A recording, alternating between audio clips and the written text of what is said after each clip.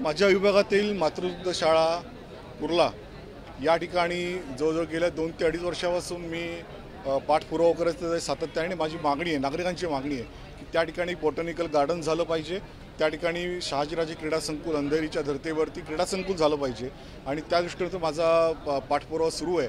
आणि अचानकपणे 10 तारखेला 10 जूनला महाराष्ट्र शासनाच्या वतीने GR काढण्यात आला आणि त्या GRमध्ये धारावीच्या प्रकल्पावधीत काही लोकांना रहिवाशांना त्यांचं पुनर्वसन त्या ठिकाणी केलं जाणार आहे। अशा प्रकारे GR आल्यानंतर मी स्वतः नागरिकांसोबत रस्त्यावरती उतरलं, आंदोलन केलं आणि या GRचा सुद्धा आम्ही सर्वांनी निषेध केलेला आहे आणि कुठल्याही परिस्थितीमध्ये त्या ठिकाणी जी 800 ते 1000 झाडं आहेत त्या ठिकाणी आहेत त्याचं संवर्धन केलं जाणार आहे। काही झाडं तर प्रत्यक्ष मी माझ्या हातून लावलेले आहेत त्या ठिकाणी आणि त्याच्यामुळे निश्चितपणानं त्या झाडांचं संवर्धन होणारच, कारण त्या ठिकाणी आमच्या कार्यकर्त्यांच्या माध्यमातून आम्ही त्या ठिकाणी झाडांना कलरसुद्धा केलेले आहे आणि 1-2 दिवसामध्ये आम्ही झाडांना नंबरिंग करून कुठल्याही परिस्थितीत एकही झाड त्या ठिकाणी तुटलं जाणार नाही, त्याचं संवर्धन कसं होईल हे आम्ही बघणार आहोत। आता जे उतरले आहेत ते तर फक्त राजकीय दृष्ट्या आणि राजकीय सोय बघूनच उतरले आहेत असं निश्चितपणानं वास त्या ठिकाणी येतो आहे। प्रायव्हेट विकासकांच्या घशात टाकण्या हा संपूर्ण प्रकल्प टाकण्याचं काम जे आहे ते केलं जातं आहे। त्यामुळे अशा ज्या काही सरकारी जागा आहेत त्या सरकारी जागांवरती डोळा जे आहेत ते सरकारचा आहे आणि खासगी विकासकांना फायदा झालेला नाही। मुळातच धारावीचा जो प्रकल्प आहे तो धारावीचा प्रकल्पच मुळात कुठल्या कोणाच्यामुळे झाला आणि कुठल्या सरकारमध्ये असताना झाला, त्याचं नियोजन कधी झालं हे सुद्धा पाहणं गरजेचं आहे।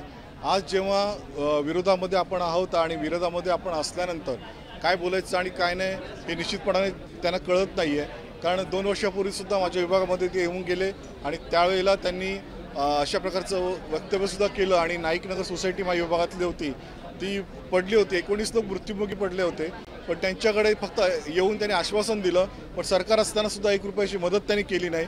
उलट मुख्यमंत्री एकनाथ शिंदे साहेब मुख्यमंत्री नसताना पण त्यांनी प्रत्येकी 5 लाख रुपयाची मदत या मृतांच्या नातेवाईकांना केली आणि आता उलट GR काढून, कारण PWR खाली ती स्कीम होती आणि नाईकनगरची सोसायटी आता आम्ही त्याचा पुनर्विकास करण्याच्या दृष्टिकोनातून त्यांना संपूर्णपणे मदत करतो, त्या भूमिपूजनसुद्धा झालेलं आहे। तर आता हे सर्व बघितल्यानंतर तुम्हालाच वाटलं पाहिजे की आता या गोष्टींचा राजकीय वासच येतो, कारण येतात ते फक्त आश्वासनं देतात, राजकीयदृष्ट्या आपली जेवढी पोळी भाजून घ्यायचा प्रयत्न करतात आणि बाकी कोणी नाही। नागरिक आजच्या त्यांच्या दौऱ्यादरम्यानसुद्धा स्थानिक नागरिक कोणीही नव्हते, फक्त ठराविकच काही मोजकी होते, बाकी सर्व सैन्य जमवलं होतं।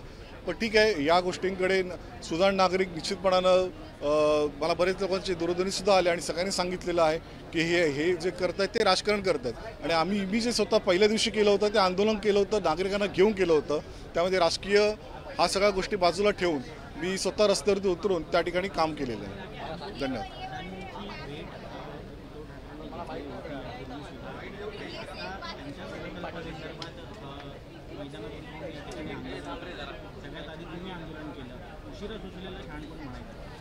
आता उशिरा सुचलेलं शहाणपण आहे, कारण जवळ किती GR काढून आणि आंदोलन झाल्यानंतर माझं जेव्हा आंदोलन मी पहिलं आंदोलन केलं त्याच्यानंतर आज कितीतरी दिवसांनी जेव्हा यांना वाटलं की आता हे कुठेतरी या गोष्टी व्यवस्थितरित्या होतील पुढे, तेव्हा मग कुठेतरी याला राजकीय फायदा घेण्यासाठी या गोष्टी आता घडून आणलेल्या आहेत, आता भेटीगाठी सुरू केलेल्या आहेत, पण त्या भेटीगाठी दरम्यान फक्त आश्वासनांचीच पूर्तता होणार आहे, बाकी काही होणार नाही। कारण याच्या आधीचे अनुभवसुद्धा असेच आलेले आहेत, ते मंत्री असताना त्यांनी काय केलेलं आहे आणि येऊन फक्त आश्वासन दिलेले आहेत। 2 वर्ष 2.5 वर्ष ते मंत्री असताना पण जेव्हा कोविडचा काळ होता त्यावेळेला ते फक्त मातोश्री आणि वर्षावरतीच होते, बाहेर पडलेले होते रस्त्यावरती। आता त्यांना रस्त्यावरती फिरावं लागतं आहे, कारण आता काळ जरा थोडा त्यांच्या बाजूने नाही आहे, त्याच्यामुळे त्यांना वाटतं रस्त्यावर फिरावं। आता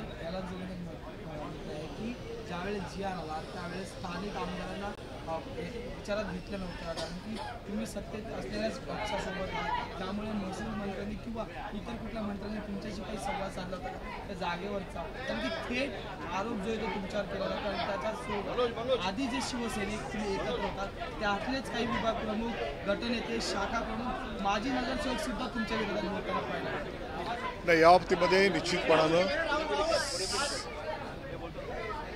निश्चितपणानं सत्तेमध्ये जरी असलो तरी नागरिकांशी आणि तिकडचं जबाबदार नागरिक म्हणून माझी एक जबाबदारी आहे आणि निश्चितपणानं त्यासाठी माननीय मुख्यमंत्री संबंधित मंत्र्यांची मी भेटही घेतलेली आहे आणि नागरिकांनासुद्धा माहिती आहे की मी जे आंदोलन घेतो किंवा मी जे काम करतो ते निश्चितपणाने प्रामाणिकपणाने काम करतो आणि ते काम मी पूर्ण केल्याशिवाय राहत नाही। धन्यवाद। एबीपी माझा, उघडा डोळे बघा नीट.